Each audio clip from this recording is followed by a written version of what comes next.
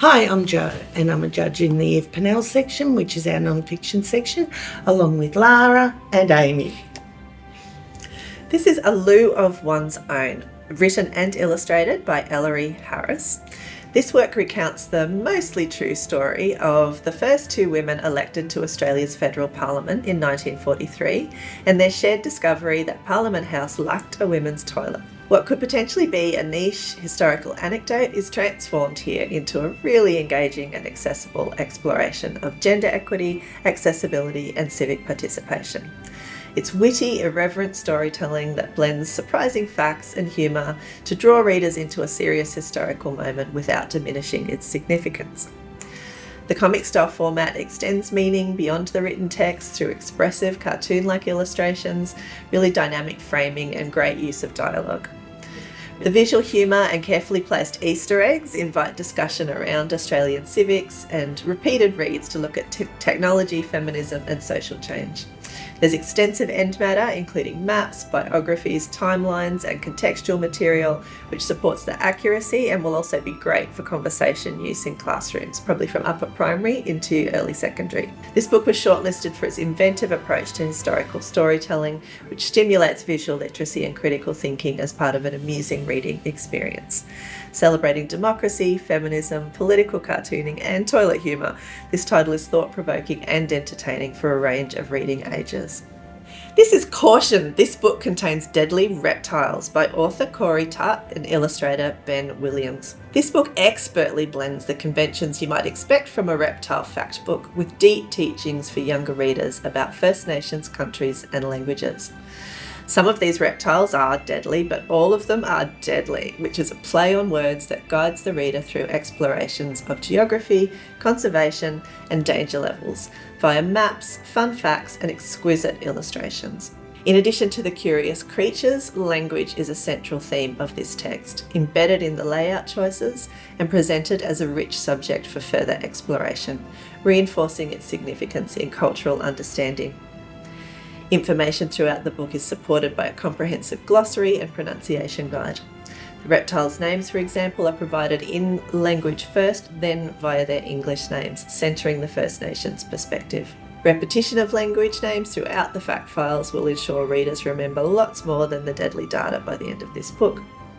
Links to community and advocacy groups in the end matter also expand knowledge and understanding for keen readers beyond the book, encouraging active participation in the reading process. This book was shortlisted for its innovative approach to extending awareness across multiple subject areas, including reptile facts, conservation, and First Nations languages and countries in a dynamic and visually engaging format. Elegant spread design supports diverse reading styles, and high-quality illustrations make even the deadliest of reptiles captivating. So moving on to Ningaloo by Tim Winton, illustrated by Cindy Lane. This book invites readers into the extraordinary world of the Ningaloo region through a masterful interplay of colour, image, and design. Its visuals do far more than decorate the page. They actively shape understanding, drawing readers into both the beauty and complexity of the remarkable environment. A powerful sense of place underpins the work. The desert, maritime ecosystems of Western Australia is revealed in layered detail, from ancient geographical formations to living biodiversity and human influence, with Indigenous and mainstream perspectives woven together with care and purpose. The illustrations, created using seawater watercolours, pencil, pastels and digital techniques, capture the meeting of land and ocean with remarkable authenticity, grounding the science in lived landscape. The writing is economical and assured, striking a careful balance between accessible language and precise scientific terminology. Thoughtfully designed features, including a contents page, glossary, and index, support both curiosity and lead browsing, sustained inquiry. A concluding Take Action section extends learning beyond the page, offering readers a clear and meaningful invitation to engage with conversation and conservation. Together, authoritative content and striking visual storytelling combine to deepen understanding of a complex ecosystem, rewarding attention, curiosity, and return reading. There's a Prawn in Parliament House, the Kids' Guide to Australia's Amazing Democracy, illustrated by First Dog on the Moon and the author Annabel Crabb.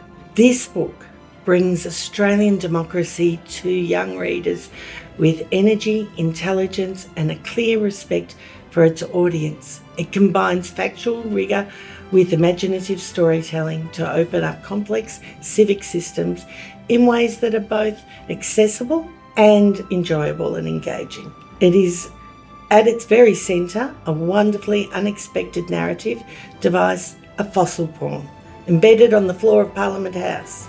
This whimsical presence provides an insider-outsider guide through the workings of government, allowing the book to explain complexity without talking down to the readers. The information is accurate, current, and carefully explained, with up-to-date references underscoring the relevance. Humour is used with confidence and restraint, drawing readers in while persevering with seriousness of the democratic participation. The illustrations and graphic elements do important work here, strengthening comprehension and visual literacy and introducing political cartooning and satire as vital parts of democratic conversation. Thoughtful design supports both casual browsing and sustained reading, while comprehensive in matter including a glossary, index and sources and further reading extends its value well beyond a single encounter. This book is strongly aligned with Year 6 Civics and Citizenship curriculum. It's an engaging, authoritative and genuinely useful classroom resource. Peculiar Parents, a collaboration between Stephanie Owen Reader and Ingrid Bartkowiak, is a reference book with references to die for. Focusing on a unique topic of mating behaviours in Australian animals, this book collates fascinating and peculiar information at an age-appropriate level. The standout feature of this book is in its structure and reference materials, which delivers comprehensive information in an approachable form for young readers. Each spread contains a wealth of information as well as fun facts and humorous writing. Extended vocabulary words are clearly underlined and included in the glossary. Gentle, hand-painted illustrations by Ingrid Bartkowiak are found alongside archival paintings by naturalists from the 1800s, showing readers an insight into the early days of discovery and taxonomy. Judges were particularly impressed with the depth and quality of the Perry text included in Peculiar Parents. It is encyclopedic without ever feeling so, and well aligned with the aim of the Eve Pownall category in extending understanding of non-fiction texts. The book is of high production quality with humorous and engaging text well supported by illustrations and historical drawings.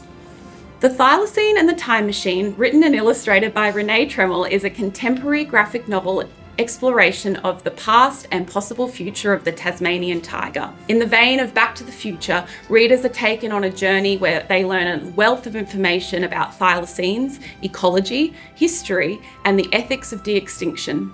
Split into 3 sections, the format of this graphic novel is where its strengths lie.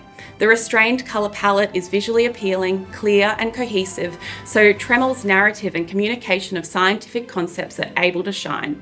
References and scientific authorities are contained within a final graphic section, so readers can learn important concepts about verifying information sources. The Thylacine and the Time Machine is a funny, thoughtful graphic novel which is sure to engage many readers and revive the Thylacine in its own way. This book was shortlisted as it was an excellent example of conveying complex scientific concepts such as de-extinction in a format which young readers can easily absorb.